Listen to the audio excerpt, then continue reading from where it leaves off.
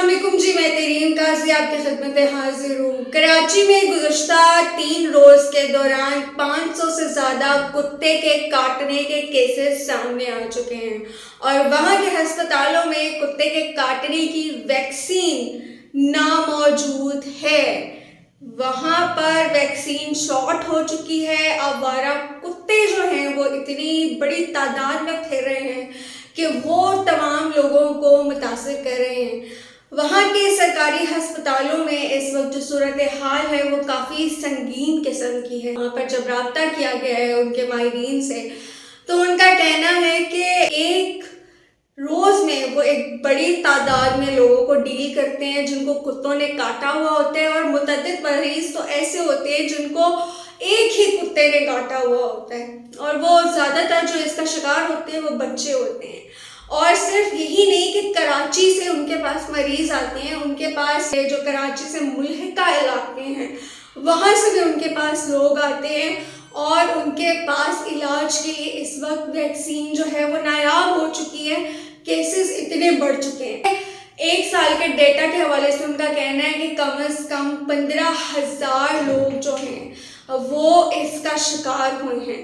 हज़ारों की तादाद में लोग जो हैं वो इसका शिकार हुए हैं कुत्ते के काटने का, और इसके ऊपर कोई जो है अहम काम नहीं कर रही। ज़िलाई हुकूमत जो है वहाँ पे जो उनकी लोकल एडमिनिस्ट्रेशन है वो इसमें कोई मुतहरक नज़र नहीं आ रही। कुत्ते के काटने के वाक़यात हुए जा रहे हैं और उनको कोई परवाह नहीं है। वैक्सीन शॉर्ट हो रही है, लोग मर रहे हैं।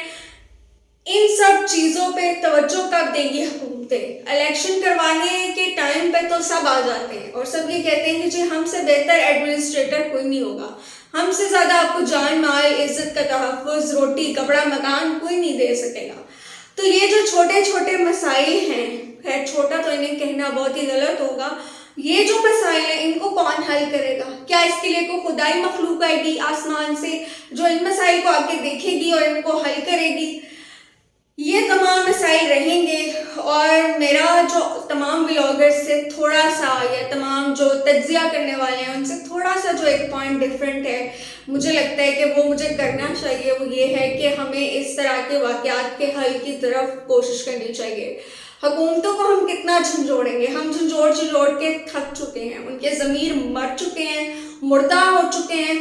उनको आप थप्पड़ भी मारते रहेंगे मुंह पे तो उन्हें सिर्फ इक़्तिदार की हवस है, लालच है पैसे की, और उन्हें कुछ भी नहीं है। उन्हें आप आवाम से, हमसे, हमारे मसाइल से कोई सरोकार नहीं है उन्हें। तो ऐसी सूरत में हम क्या कर सकते हैं? अगर कुत्ता काट ले तो ऐसी सूरत में सबसे पहले तो पैनिक नहीं होना है आपने, और कोशिश ये करनी है कि कोई भी टोटके नहीं करने।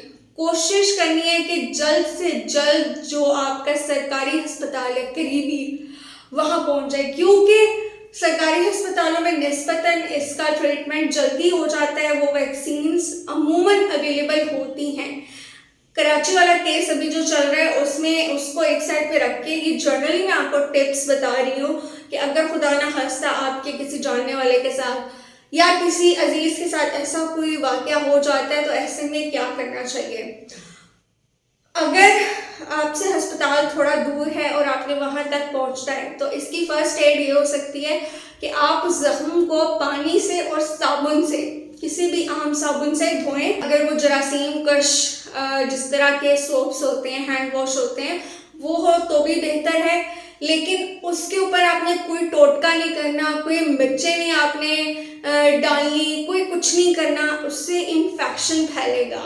आपने क्या करना है, उसे धोना है सिंपली अच्छी तरह से धो के, और पट्टी नहीं बांधनी, पट्टी उसके ऊपर आपने बिल्कुल बांधने की गलती नहीं करनी, और फ़ौरन अस्पताल पहुंचना है। अगर सरकारी अस्पताल नहीं है करीब में तो आप प्राइवेट हॉस्पिटल भी जा सकते हैं, लेकिन उसके लिए टीके लगवाने हैं।